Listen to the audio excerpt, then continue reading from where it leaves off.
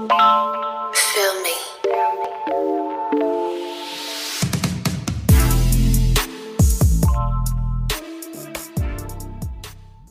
Hi guys! Welcome back to my YouTube channel. So yun, galing kami sa Marky Mall and walang power kanina, sobrang init. Namili lang kami sa Mr. DIY, kumain lang kami sa Mang Inasal. Hindi na ako nag-vlog kasi low bat ako guys.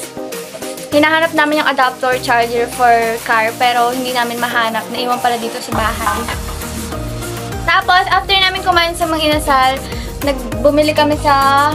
Wait lang, buksan natin yung aircon ng init. Bumili kami sa Mr. DIY, guys. So, i-haul ko sa inyo yung mga pinamili namin. Actually, yung iba dito is wala na. Yung wall clock namin is nakasabit na. Yung case ng aming manibela sa kotse is nakalagay na rin. So, hindi ko na siya mapapakita sa inyo. So, ngayon is ipapakita ko na lang muna yung mga gamit muna sa ano. So, bumili si La Papa ng ganito. And guys, yung mga barena din pala, grinder at barena, bumili si Papa. Hindi ko na ipapakita sa inyo, nandun na sa sala. Kasi mabibigat yung mga yon. So, bumili siya ng ganito. Ano to? Hindi ko alam yung tawag. Tapos, cutter. Ayan. Bumili siya ng cutter.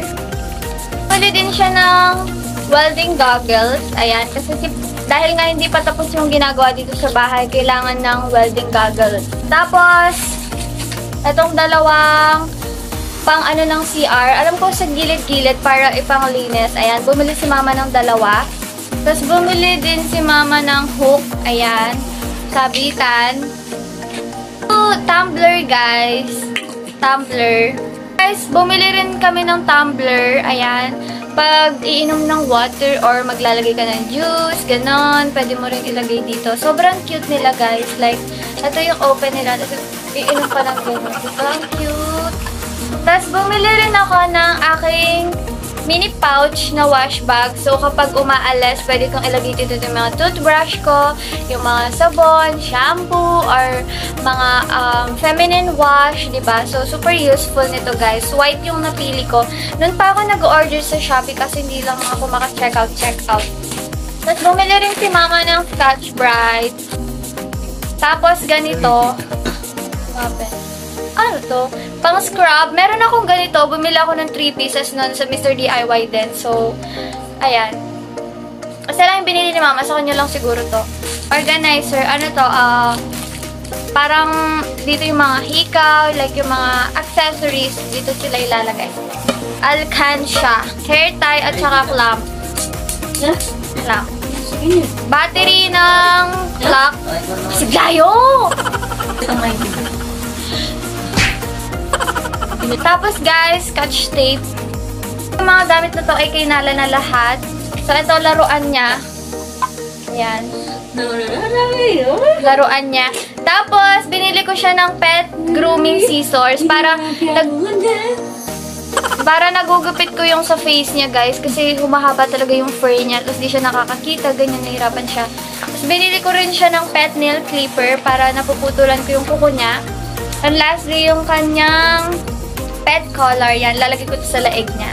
Color pink yung binili ko, guys. So, yun lang lahat yung nabili namin. Hi, everyone! So, today is my check-up. Follow-up check-up dun sa check-up ko last week kasi diba, nagkaroon ako ng urine infection. Ngayon, nagpa-test ulit ako ng urine ko.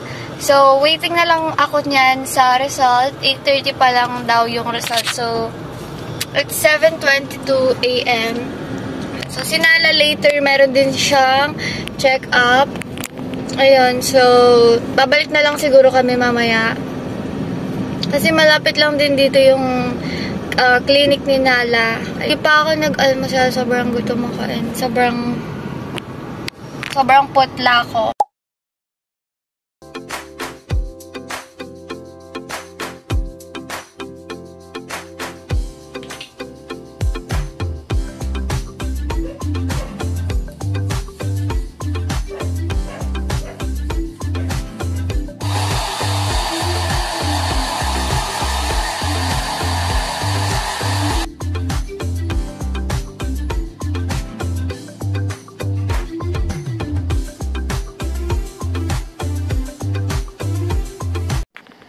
Hi guys! Kanina pa ako nakauwi dito sa bahay. And yung result nga pala kanina sa check-up ko is okay na yung mga result ko. And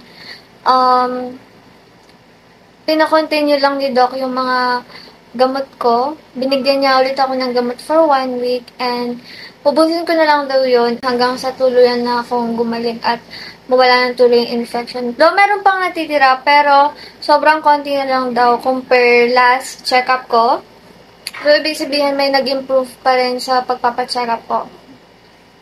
Tapos guys, after ng check-up ko, syempre, meron din schedule si Nala kanina, kaya pinaano ko din siya kasi meron siyang booster na kennel cough. Ayan, so last niya na yon, August na yung next schedule niya. So, ngayon tinatry ko siyang i-trim yung sa hair niya, yung sa face. Kasi sobrang hindi na nakikita yung face niya. Kaya gagamitin kong scissor yung binili ko sa DIY. So, parang nakatulog siya, guys. Like, ewan ko ba dito? Tulog ba yan? Ayan, so sasamantalahin ko habang tulog siya. I-trim ko na siya para medyo mabawasan yung mga fur niya sa kanyang face.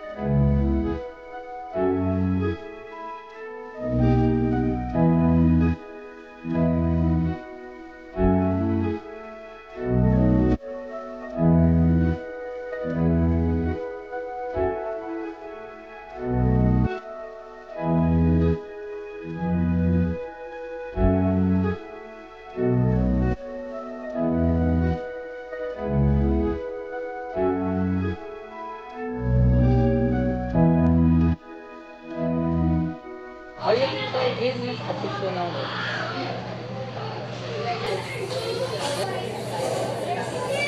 5 minutes gawin tayo mo yung pan shot pa yan.